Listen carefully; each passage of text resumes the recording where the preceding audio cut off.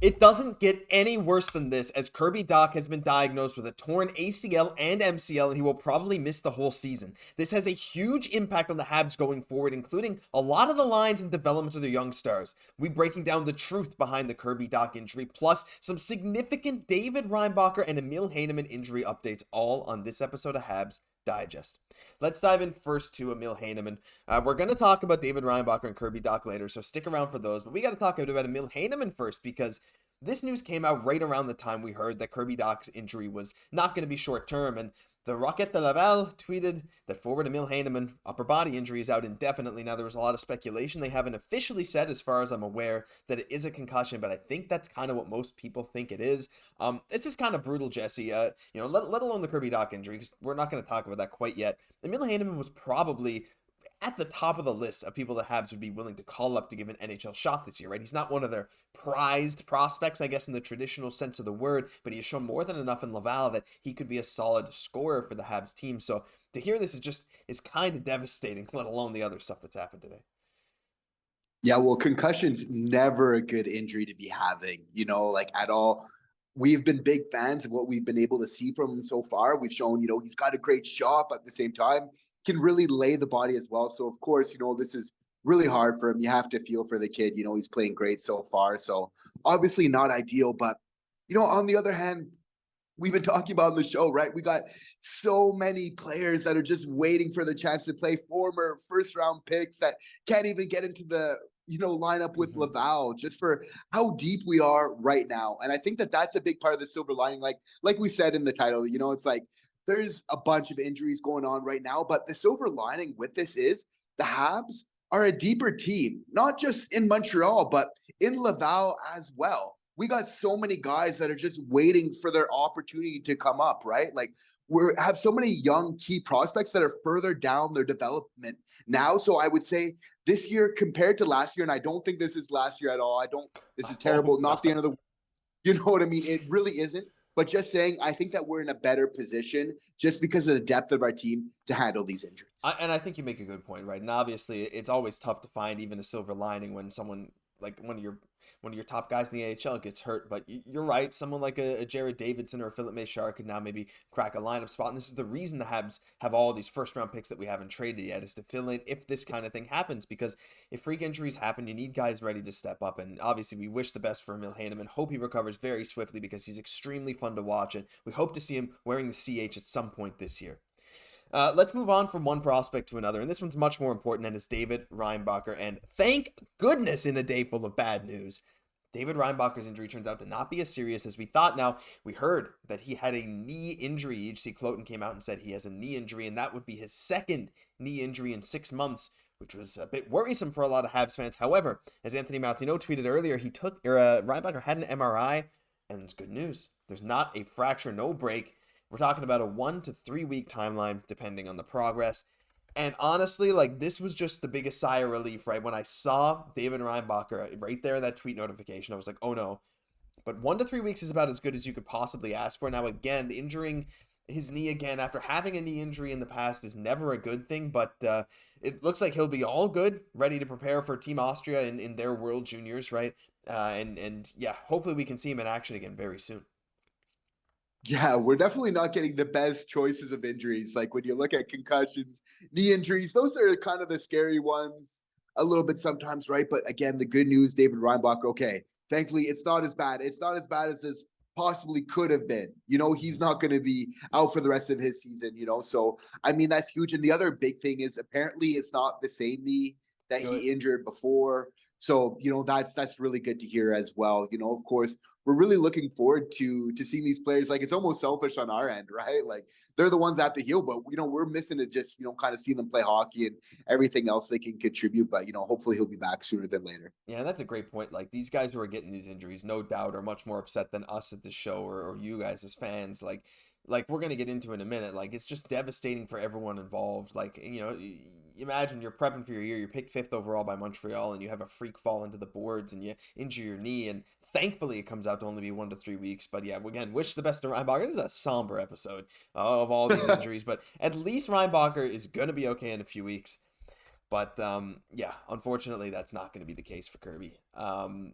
This is the worst.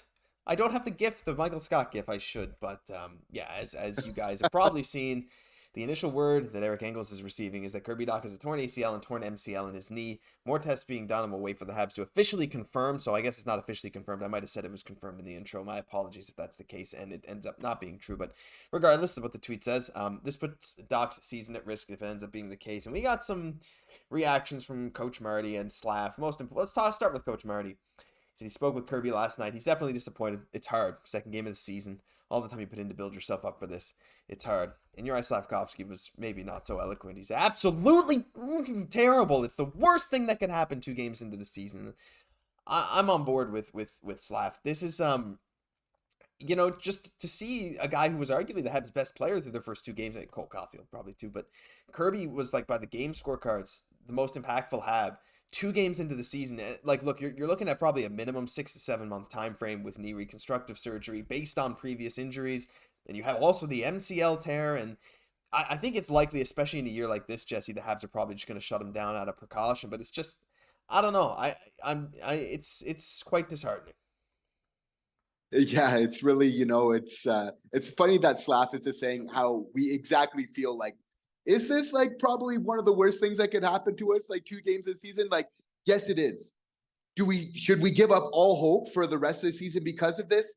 Absolutely not. And the good news about this is I've loved Martin St. Louis' like response to all this and having his press conference afterwards when he kind of asked about how he and the team kind of feel about this situation, how they're reacting to it. He says, I don't feel sorry for myself.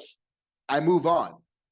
He then goes on to say, it's like other teams around the league, they're not going to be thinking about this like, oh yeah, Docker's injured and let's kind of take it easy on themselves. Like, they're not going to be thinking about this. So it's like the Habs, if they want to compete and stay in games, like, they can't be thinking about this either. Like, they need to move on. Of course, Kirby Dach has been huge for this team. We've been so impressed, like, just his maturity, both on and off the ice. And then on the ice, like, just so composed, so much talent, just slows the game down. One of the few players on the Habs that can do that. But at the same time, on the bright side, Alex Newhook, who has been just as good as Kirby Dach in the preseason and the regular season, is now getting a greater chance to shine. True. And he's getting a greater chance to shine in a position that he has been better at. He's better at center than he is as a winger. Mm-hmm. Right. So you got to feel like he's more than willing to pick up the slack right now. We have that center depth. We got plenty of depth, organizationally. We got so many guys that are just chomping on the bit, ready to come up. And in my opinion, almost ready, and probably could make a very solid impact. So for myself, it's like Marty feels like we're going to be okay. Marty's not worried. This is not the end of the world. And you know what? Like, I feel the same way. Yeah, again, obviously it's extremely brutal, and I think we're all very upset about it. But you're right. Like, at the end of the day, we're going to see other people have to step up. At the end of the day, we're still going to support the Montreal Canadiens, and we're going to wish the best for Kirby Dach. Hope we can see him again this season. But if it's the best for him to not play, then it is what it is. But you're right. You got to at least try to find some silver lining. It's tough to just be sad about this. And let's take a look at one possible thing. Like you said, Alex Newhook, right? But not just him. The truth behind this injury is that Raphael Harvey-Pinard said that he's going to be playing with Suzuki and Caufield on the first line, seeing that line reconnect, a line that has looked really good. Well, I mean, Harvey-Pinard didn't play with really both of them a bit in the preseason, I think, but to see him with Suzuki again is great, and Caufield on the other one could be very interesting. And so it looks like Anderson will drop down with Newhook centering him and Slafkovsky, and Newhook and Anderson had a ton of chemistry in the preseason. That line looked crazy, and yes, Slav was a bit left behind. He kind of looked like the third wheel, kind of trailing behind. It's a bit faster than his typical pace. But first of all, we have this great thing where we can see Newhook get number 2C minutes. Newhook playing with Slafkovsky and Anderson. That line looks good. Harvey-Pinard getting another first-line shot, which is insane to me. Like, this dude is crazy. So those are the positives, but also the negative that Dach looked like by far the best player that was paired with Slav. So you might be hampering Slav's development a little bit. However, I have a feeling that once Christian Dvorak is back and healthy, we'll probably move Monahan to the wing or even to center and move Newhook to the wing or something. And I think Monahan with Slav would be a really good fit to try as well. But there's going to be some interesting line combinations, Jesse. Do you see this maybe Newhook, Anderson, Slav line working better than people anticipated because of their poor preseason performance? I see it working out well. Anderson's shown us a lot so far earlier this year. Some people have said he hasn't really looked the best with those two personally. But, I mean, this is the regular season, right? We still haven't really seen them in the regular season, which is obviously a completely different Mm-hmm. beast than the preseason, right? So I think we definitely need to see that before we can make any takes. But like, I definitely see a world of Slav, playing so well that he gets an opportunity on that first line as well. I Why think there's not? that opportunity. Obviously, RHP is going to do great on that first line. So many people are happy for him. It's so well deserved, right? Like, he's just such an impact player, no matter where he is. So you have to feel like he's going to be great, right? But as Brendan Gallagher, was quoted earlier when kind of asking about all these injuries, it's like it's a contact sport, and it's like these type of things happen, right? And you just you can't really cry over spilled milk. You just need to pick up the pieces and kind of keep going, And I feel like this team, like, we're further along than we are last year. We're not the team from last year. We're growing, we're developing by leaps and bounds. We're further into those concepts that Martin St. Louis has been wanting to teach, and he's wanted to give more. It's just the team hasn't been ready there yet. But of course, as Martin St. Louis has also said recently, it's like, if you want to do something well, you need to do it. Like, you need to take your time. Like, how spotless is your car going to be if you try to just clean it really quick? Like, you need to take your time, clean it, do it right. That's what he's going to do with this team, getting this team ready and these concepts to be ready for when these type of situations come up. 100%. And I think the team and the mentality and the coaching staff are about as well prepared as you could be for something as brutal as this. And again, it seems like a free accident. I don't think it necessarily says anything about the medical staff. I'm seeing a lot of people going at the medical staff already, but hey, let's leave it Not their be. It's fault.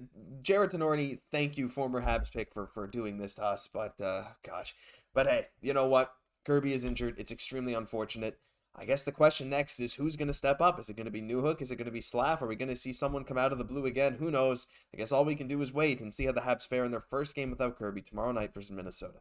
But that'll do it for this unfortunate and somber news episode of Habs Digest. But if you enjoyed and you're still watching at this point in the video, hit that subscribe button. We'd really appreciate it. We're growing like crazy, and we really love every single one of you that takes the time out of your day to watch us. I'm Josh Gosse, my co-host Jesse Poirier. We'll catch you in the next one.